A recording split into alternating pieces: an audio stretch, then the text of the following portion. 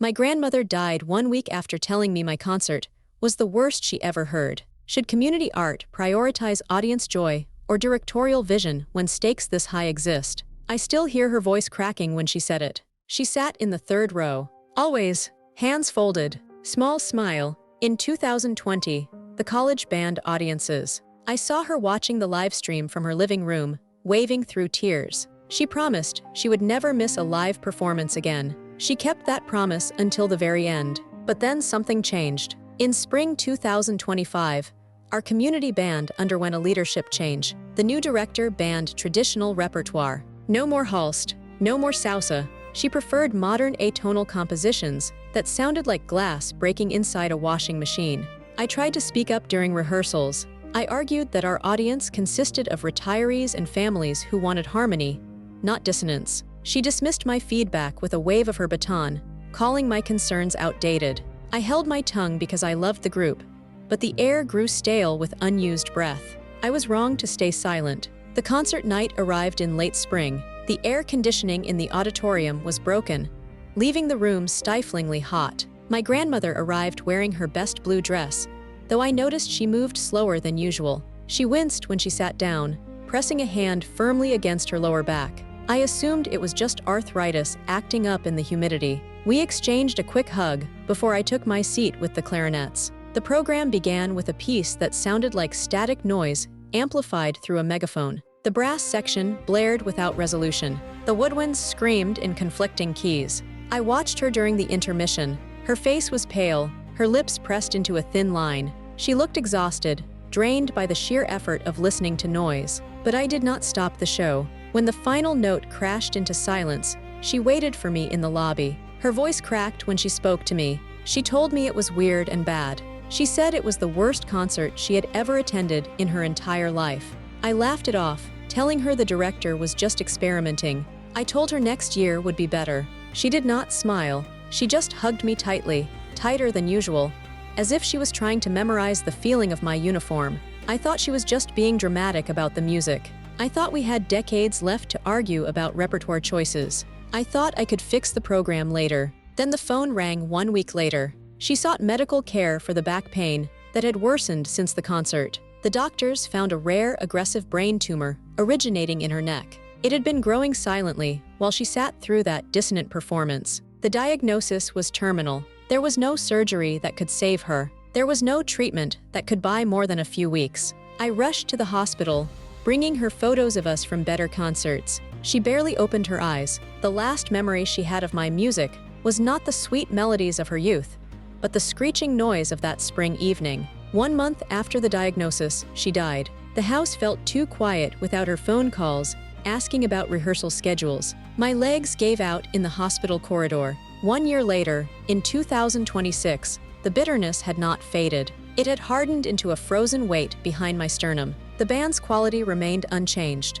The director continued to ignore member feedback about artistic standards. I attended a board meeting to voice my concerns again. I spoke about audience retention. I spoke about the purpose of community art. I spoke about my grandmother. The board members looked at their phones. They told me the director's vision was paramount. They said innovation required sacrifice. They did not understand that the sacrifice had already been made, and it was not theirs to give. I realized then that my feedback would never matter to them. That negative review was now permanently unchangeable. But I finally made a choice. During the intermission of the spring 2026 concert, I drafted a post on Reddit. I wrote about the cost of artistic ego. I wrote about how community groups exist for the community, not the conductor. I decided to quit the band effective immediately. I packed my clarinet into its case while the second half was warming up. The sound of the orchestra tuning felt like fraying nerve endings. I walked out before the final piece began.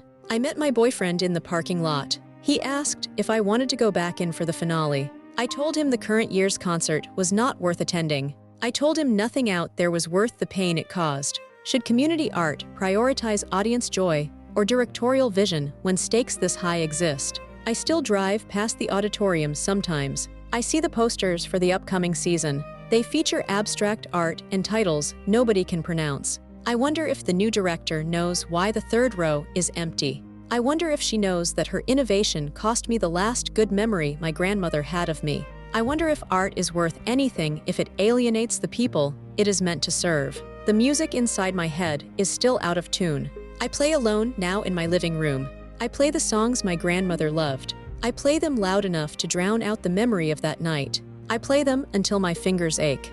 I play them because someone has to remember what harmony sounds like. I play them because I cannot change the past, but I can refuse to play the future they want for me. The silence after I finish is heavy, but it is mine. It is honest. It is the only thing that feels real anymore. I will not go back. The board sent me an email asking why I left abruptly. They said they valued my contribution. They said they hoped I would reconsider. I deleted the email without replying. There is nothing left to say. The music died with her that week. The ensemble continues to perform poorly and disregards member concerns about repertoire choices. I am done trying to fix something that does not want to be fixed. I am done sacrificing my piece for their prestige. I am done letting them define what art is supposed to be. My grandmother's voice is the only critique that matters now. And she told me the truth before she left. She told me it was the worst. I believe her. I will always believe her. That is the only melody that remains. Hello, I'm Dr. Julian Reed. We are examining a case of profound compounded grief intersecting with artistic integrity. The psychological pattern at play here is institutional gaslighting. This occurs when an authority figure dismisses the collective reality of a group to enforce a singular vision. The director believed her modernization was progress. The musicians and audience experienced it as degradation. When feedback was offered, it was not merely rejected, it was invalidated. This creates a cognitive dissonance where the members question their own taste to accommodate the leader's ego. The director operates under the assumption that discomfort equals growth. For the community ensemble, discomfort equals exclusion. For the musician, the pain is specific and devastating. It is not just about the music. It is about the final memory. The grandmother attended every performance for years. She was the witness to a life's work.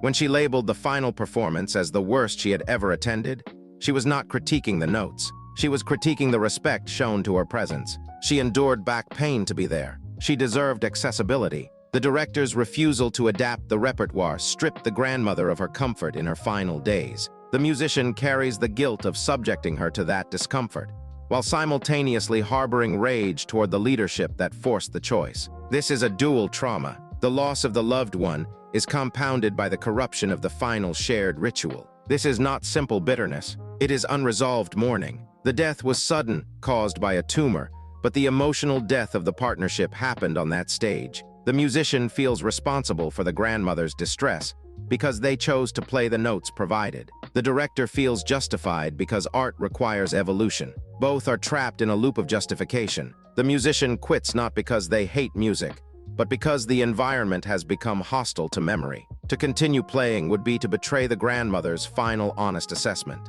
The silence of the board meeting confirms the isolation. The musician is alone in their grief and their artistic standards. We must ask ourselves about the purpose of community art. Is it a sanctuary for shared experience or a laboratory for directorial experimentation? When the audience is ignored, the community dissolves. The director sought to elevate the ensemble but lowered its soul. The musician seeks to honor the past but is stuck in resentment. There is no clean resolution here. The tumor took the grandmother, but the arrogance took the band. The musician must now find a way to play without that witness. That is a heavier burden than any repertoire. Consider this. If art demands sacrifice, who should pay the price? The creator, who must compromise their vision, or the audience, who must endure confusion? When innovation alienates the very people it aims to serve, is it still art? Or is it merely ego disguised as progress? I leave you with this. Is it better to play perfectly for an empty hall or imperfectly for a full one? Who owns the music when the sheet is paid for by the community but written by the conductor? The answer defines whether you are a servant to the art or a servant to the people.